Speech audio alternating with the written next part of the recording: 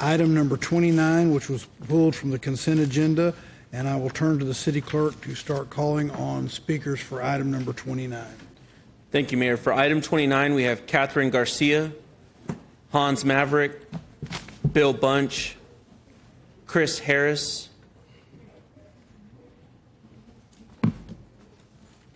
Ben Sutterby.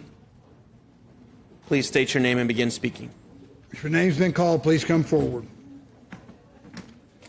Please go ahead. Good afternoon, Mayor Watson, Mayor Pro Tem. Hey, 1 second. Everybody that's leaving the council chambers, thank you for being here. We appreciate it, but if we could have you hold your conversations until you get outside. Thank you.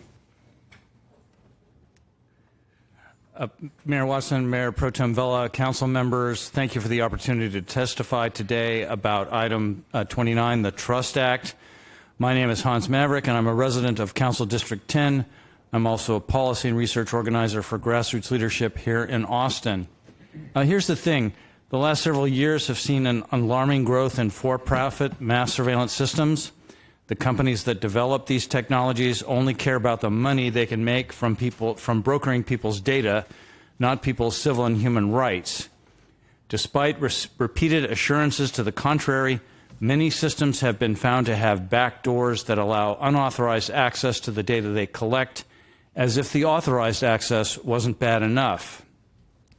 We already know that employees of companies like Flock have used their access to these tools in ways that range from merely disturbing to downright illegal. I worked for more than 20 years in the tech sector, so I'm aware that these systems are never perfectly safe. Human error, greed, and racial bias compromise their integrity all too often. Because of that, I hope that this ordinance will give Austinites insight into and control over the decisions the city makes about surveillance technology. In particular, the requirement of a privacy impact assessment means that the council and the community can make informed decisions about whether to adopt a given type of surveillance technology. I want to shout out Mayor Pro Tem Vela and Councilmember Siegel and their respective staffs for all their hard work on this ordinance, especially for keeping community stakeholders like us in the loop. Mayor Pro Tem Vela's motions to reduce the exigent circumstances period to 60 days and increase the lead time to review contracts to 4 weeks are welcome and necessary improvements. I believe this ordinance strikes the proper balance between safety in our public spaces and respect for Austin residents. I urge you to vote yes on the item. Thank you. Mr. Sutterby. Good afternoon. I'm Ben Sutterby, resident of D4, and I'm here to deliver testimony on behalf of the No ALPRs Coalition in support of the final trust ordinance language on today's agenda as item 29. Our coalition of over 35 organizations has watched council grapple with a number of challenging decisions over the last year regarding whether to use technology that compromises the civil liberties of Austinites in the name of public safety. These choices are difficult because council is tasked with keeping our city safe, but navigating proposals that involve surveillance often requires you all to learn about very new technologies quickly enough to make policy decisions that impact millions of people. We trust and support the Trust Act because we want to lend our support to you as you navigate those decisions, and we believe the amended ordinance language meaningfully expands our opportunity to do so by ensuring we can lend our expertise with respect to surveillance use, contract analysis, and impacts on privacy. We believe trust is an important step in the right direction, but we want to emphasize that implementing this policy to the collective benefit of Austinites requires vigilance from us and from you all. Unethical companies like Flock have found ways to circumvent ordinances like trust in other cities. Moreover, we have to be ready to respond to companies and technologies that haven't even been created yet. Even with trust, the necessity of learning, researching, and vetting remains. Crucially, trust offers us a longer window to analyze and share insights with your offices, avoiding last-minute mobilizations of community that is already deeply engrossed in defending democracy and at capacity working to block the authoritarian consolidation of power taking place in our community and in our country. We hope to offer material, relevant perspectives that will meaningfully support you in making decisions that serve our community. And in exchange, we trust that you will listen and engage with the concerns we raise. We want to express our gratitude to Councilmember Thank Vela you, and Mr. Councilmember Soteby. Siegel's offices for Thank you, working sir. to draft that. Continuing on item 29, Daniela Silva, Kennard Rideoff, Mackenzie Ryan, Justin Swash, Nick Cavallero. Good afternoon, Mayor and Council. My name is Daniela Silva. I'm a resident of District 3 here on my personal capacity to speak in support of the Trust Act. Thank you, Council members, for bringing this forward on the agenda. I know it's taken a lot of hard work and has been very wonky work getting this all together. There's a common joke that Congress could be sent to its knees simply by asking the members to reformat a Word document into PDF. While reductive, it does point to a larger concern. Technology is evolving faster than our government has been able to keep up with. You have the power to be more intentional with technology adoption, to protect Austin residents from extractive and exploitative companies who sell their harmful mass surveillance tech under the guise of keeping people safe. But we have seen time and time again that these technologies have often been abused and safeguards ignored when adopted in cities across the country. The Trust Act is a step in the right direction, allowing our elected officials and the public to better understand the technologies we are spending our tax dollars on and implementing into the daily lives of millions of people without their consent. We know what keeps people safe. Investments in housing, healthcare, public education, parks, restorative justice practices, and the arts, not unbridled and unaccountable AI-fueled mass surveillance technologies that only see bodies but not humans.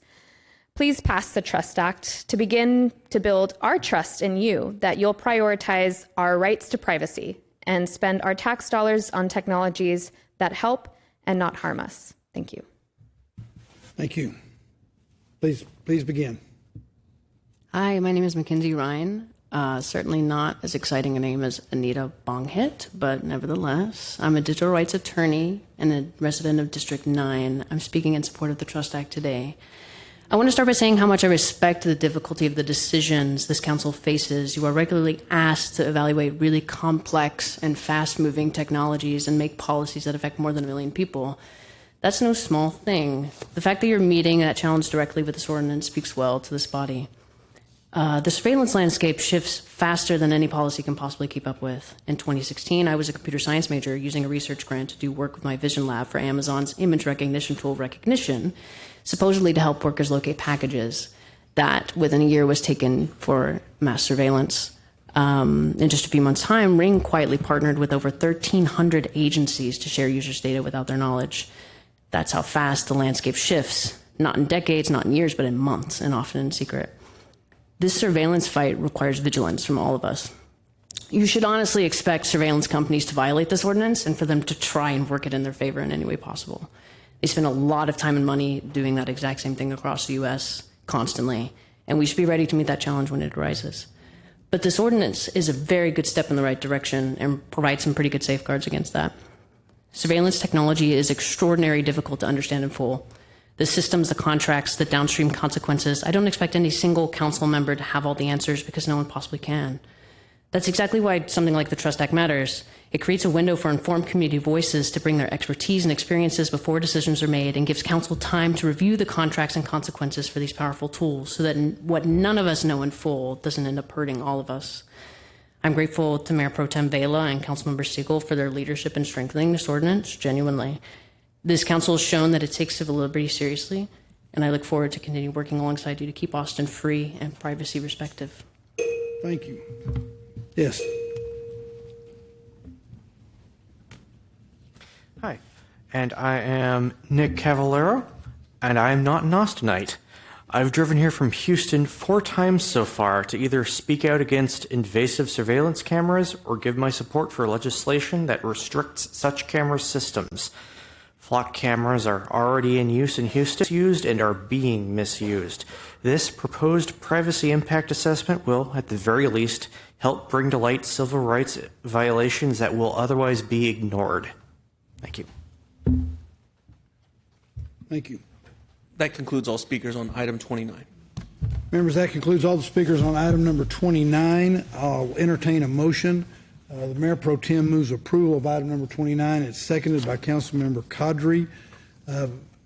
Before we go to discussion, members, we have, as I understand it, 3 proposed amendments. The first amendment is by the Mayor Pro Tem, and then we have 2 proposed amendments by Councilmember Duchin. I'm going to recognize the Mayor Pro Tem on his proposed amendment. You have it in front of you as item number 29, April 23rd, 2026, MPT Vela's motion sheet 1. Mayor Pro Tem, you're recognized. Thank you, Mayor. One of the speakers mentioned it, but we're increasing the time required to lay out the privacy impact assessment from 2 weeks to 4 weeks. And then with regard to the city manager's ability to adopt and use technologies in exigent circumstances, we're reducing that time frame from 120 days to 60 days in a handful of different sections to tighten up the requirements, to make sure that we're getting information quickly and that the public is getting that same information quickly, so we can all kind of make our assessments of whether the technology is good and whether the benefits outweigh the costs. Members, Mayor Pro Tem Vela moves to amend item number 29 with Vela amendment number 1. As he's indicated, it makes 6 different changes, all related to the 2 issues he's described. The motion to amend by Mayor Pro Tem Vela is seconded by Councilmember Siegel. Is there discussion on the motion to amend Vela number 1 to item number 29? Hearing none, without objection, Vela amendment number 1 to item number 29 is adopted with Councilmember Harper Madison absent. That will take us now to Councilmember Duchin's proposed amendment number 1. It is labeled CM Duchin Amendment number 1 on item 29. It is to amend the draft ordinance to add a section 21910 capital F. Councilmember Duchin, you're recognized on Duchin proposed amendment number 1 to item 29.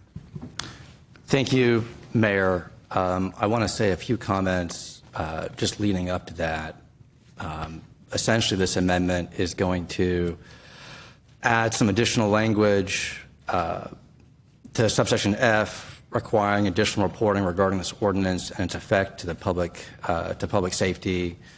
So the amendment, the item actually has reporting in it, but it's regarding violation of civil liberties, of misuse of technology, of review of other policies related to surveillance technology, and I'm happy that's in there. That's all vital. What isn't included is whether the ordinance itself is slowing down our adoption of reasonable technologies or preventing advances in public safety to some unintended degree. And without this amendment, we'll only be reviewing what was permitted. So I want us to know what was the opportunity cost here for the city. And the specific concern, I think, is just looking at other cities and how they've adopted similar policies and recognizing that in some cases that is substantially delayed, not even adopting, but even just piloting technologies that might be useful, that may have taken many years just to get to that stage. So I think it'd be valuable for us to know that. I want to further add, I came this week with every intention of supporting this item, and I agree with my colleagues that, and often, frankly, really the speakers, that this is needed for our city. However, we've had recent outreach from various stakeholders that have given me some pause on it, and that's one reason I want this amendment. And frankly, I wish we had more time to discuss some of the details of this. And I'm very aware that for many of you, this is the first time you're hearing this. In the future, I'd really like to be able to bring these issues to light in discussions earlier. Part of what the challenge is I'm precluded from discussing them with the authors by, Open Meetings Act and subquorum policy. So while I'm broadly supportive of the policy that's going to allow the city to employ technological solutions for public safety interests, I worry that as it's currently designed, it's going to have some unintended consequences that may stymie our ability to adopt basic technology for everyday quality of life issues that we deal with. The current assessment process for minimal risk to civil liberties appears, in some cases, overly broad, and that determines that any technology in essence, may have greater than minimal risk that we're talking about here. And I have a couple of examples to step through. The presence of any one factor will weigh strongly against this idea of minimal risk determination that's outlined in the ordinance. Among those factors is whether someone could associate anonymous data with, quote, a group. And although not an attorney, logically, if any set of data exists, by definition, that is a group. That alone could weigh strongly against the adoption of technology by city staff without council approval. There are additional issues, however pedantic they may seem, with grammar that we could be wise to resolve before trying to implement this policy. From a privacy assessment algorithm, if the electronic device, quote, can collect sensitive data, personnel information without a warrant, or, quote, if technology allows for the creation of data records, that shall weigh strongly against a determination of the technology is minimal risk. So can allow opens the doors for virtually anything you could think of. And I can't think of many technologies that don't meet this threshold. Any database the city has is collecting data and creating records. And that can be captured in this process. One last example, I'll move on. Quote, it shall weigh strongly against a minimal risk assessment if the technology collects data that is, quote, disproportionately associated with a particular demographic. I have to admit, I have no idea what limiting principles would prevent this from applying to literally any data at all. So I'm hoping that registered or made sense, but there's language in here, and even per Mayor Pro Tem's motion, we've been tinkering with this up until today. So if we can't get this amendment passed, what I would then ask is us to really consider postponing for 2 weeks. And I want to do that to make sure the language reflects both the community's needs and the city's needs, because this is going to be in place and working for us for years, if not decades.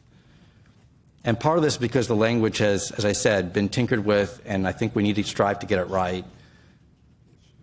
This is going to guide technology across many different departments. We've seen the other cities like Seattle struggle with unintended consequences of their comparable policies.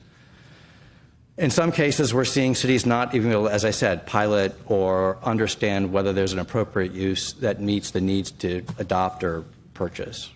And finally, the last thing I'll say is we're already having to make tough budget choices and think through those decisions, what to fund, what to scale back, recognizing that we can't have it all. And that precarious balance is also true for safety and our safety decisions. And we'll be short hundreds of officers for several years. But at the same time, everybody here wants more responsiveness. We want less crime. And public safety professionals are going to tell you the number one way to economically address that gap is through smart, safe use of technology. So I'm just asking y'all to either take a little longer to get this right, or to consider this amendment, which just adds some additional reporting for us to work on. So with that, I move for adoption. Councilmember Duchin moves approval of Duchin Amendment Number 1 to item 29. Is there a second? Councilmember Ellis, you seconding the motion? It is seconded by Councilmember Ellis. Additional discussion, Mayor Pro Tem? And this is a discussion on Duchin proposed Amendment Number 1 to item 29. Just a couple of quick thoughts. We've worked very closely with city staff to try to minimize the administrative burden while trying to maximize information available to the public. And again, this item doesn't put the thumb and say we are going to use this technology and we're not going to use this technology. It just creates a framework by which to analyze the types of surveillance technologies that we do use. I don't have a problem in principle for a review from staff a year after this comes out to say, hey, what kind of, because the way I read it, Councilmember Duchin, is that, is this too hard to implement? Is this causing too much of an administrative burden, or is this causing us problems in the procurement process? My concern, honestly, I would be supportive of the amendment if it was direction and not in the actual kind of core. Because you're here, we're amending the ordinance, whereas I think direction to have staff come back and report back after a year of the Trust Act pending would be a more palatable. Let me just say that way, instead of putting it permanently in the ordinance. So I would just offer that as an amendment to the amendment. Could we make it direction instead of an actual amendment to the ordinance? I appreciate that suggestion. Can you help me understand the distinction between those two options and what that looks like, practically speaking? And I just want to also clarify really quick to your point. I think to me it's less about the administrative burden and instead capturing to understand if we are experiencing similar challenges that I know you're well aware of that other cities have faced when implementing similar policies regarding not the civil liberty side, but the technology side. Are we being overly broad, as per the examples that I listed, in our dragnet for capturing and reviewing technology that's in the city that may have nothing to do with surveillance? Well, this is a one-time review. It's not kind of an ongoing review. It's basically divided into two parts. One is existing technologies, of which the city manager has, I believe a year to return, or close to a year to return with saying, hey, these are the existing types of surveillance technologies we use. This is some basic information about them. And then for new technologies, as we adopt them, again, just to take an example, the parks cameras. There would be before, again, 4 weeks before it comes to council for the public, where the privacy impact assessment would be out there so we could understand what data is being collected, who has access to it, how long are we keeping the data, those kinds of just relevant questions. And I put that out there, and I appreciate your comments on the administrative burden, because, for example, with the parks cameras item, again, not to beat that to death, but that's come forward a handful of times now, and we didn't have the kind of the answers to some of the questions that we needed.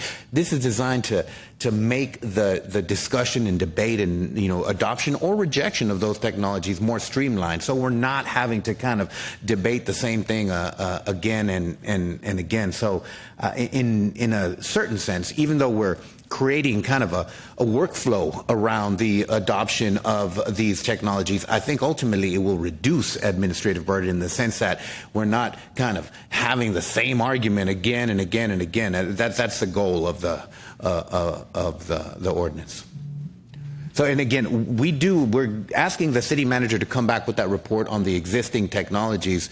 Again, I don't mind adding your amendment kind of to that report to say that are we tripping ourselves up in any ways, or are there procurement concerns and all of that? Like, I would just like it more as this kind of a standalone report, as opposed, again, it's just kind of, it's a cleaner, I think, and better way to approach what is ultimately a one-time. Like you're saying, hey, we want to take a look at this, and I'm fine with that. I think direction would probably be just a cleaner and better way to make it. So I would offer that as amendment to the amendment, Mayor. I'm sorry, I don't have a document in front of me. I know you like that, but.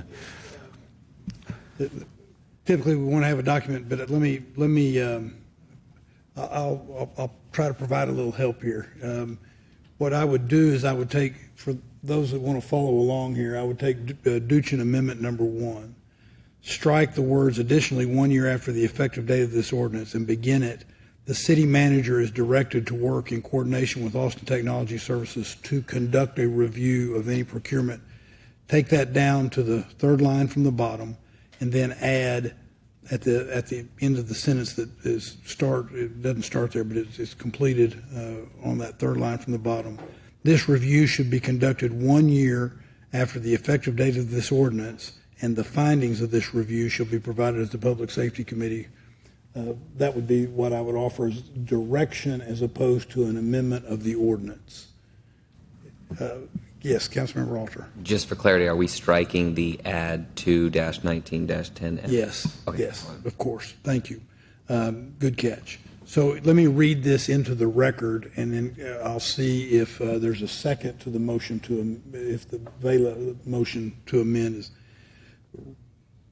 Instead of it reading, I move to amend the draft ordinance to add 2-19-10 capital F, it would read, as direction to the city manager. The city manager is directed to work in coordination with Austin Technology Services to conduct a review of any procurement, possible procurement, or pilot program of surveillance technology affected by this ordinance. The review should assess impediments to technological advancement that may affect the city's ability to serve the public. It will also determine if there are more effective ways to use the technology and determine if it could improve efficiencies for other departments. This review should be conducted 1 year after the effective date of this ordinance, and the findings of this review shall be provided to the Public Safety Committee within 60 days following the 1 year anniversary of the effective date. Is that your motion, Mayor Pro Tem? I will second your motion. All right. The motion, I guess it's now, I don't know how that happened, but yeah, I do. Became Watson's motion to amend the Duchin Amendment number 1. Is there discussion on that motion to amend? Hearing none, without objection, Watson motion to amend Duchin Amendment number 1 is adopted with Councilmember Harper Madison absent. So item number 29 is now, there has been amended by the Vela Amendment number 1, and then there is direction to the city manager. Well, we got to go back we got to go back to the motion to amend by Councilmember Duchin, which has now been amended to be direction to the city manager. Do you want to close? I'll just say very briefly, appreciate your accommodation on that and would look forward to the results. And I think this addresses a lot of the concerns. I do think there's some language that still probably could be cleaned up, but hopefully that conversation, if need be, will happen in a year from now when we gather some additional information. Fair enough. Members, the vote is on Duchin Amendment number 1 to item number 29 as it has been amended. Is there any further discussion? Hearing none, without objection, Duchin Amendment number 1 as amended is adopted with Councilmember Harper Madison being absent. That will now take us to Duchin Proposed Amendment number 2 to item number 29. I'll go ahead and pull that. All right. Councilmember Duchin is pulling down the motion to his second proposed motion to amend. So, members, that now takes us back to the main motion on item number 29.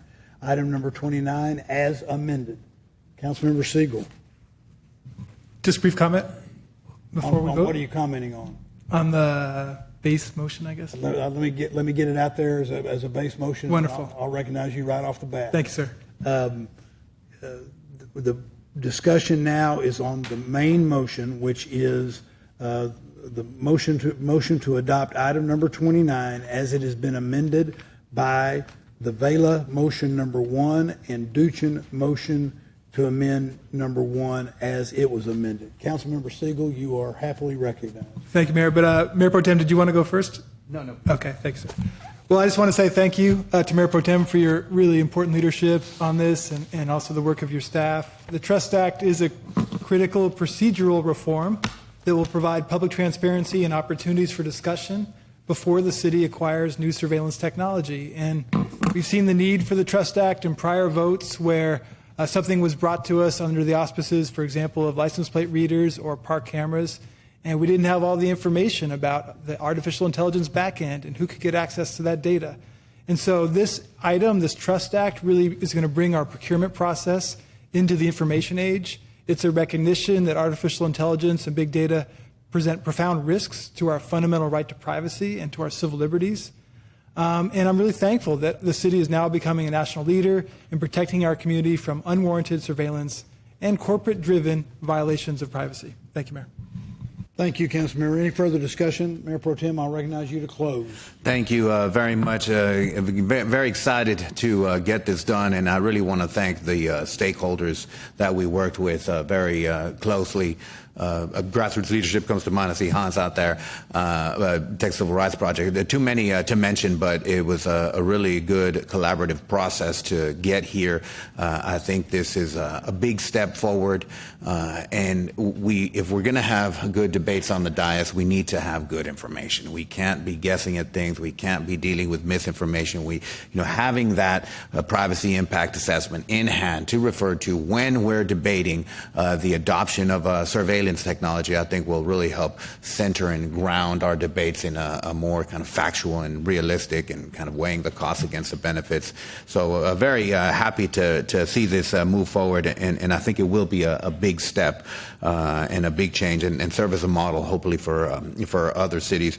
I just want to thank Ramey Coe and from my office and Emily Garrick from Councilmember Siegel's office, who have put in a lot of time on this ordinance over the last 6-8 months, and it's a good document. I have to thank Deputy City Manager John Fortune, the police department, the different departments that have also kind of taken a look and given us guidance. We didn't want to put something out there that was going to, make people just kind of go crazy and pull out their hair about how difficult it is. We've talked to other cities where that was that did cause major problems and gum up the works. That's not what we're trying to do, and I really appreciate their thoughts and their guidance. And with that, I'll close. Thank you very much, Mayor Pro Tem.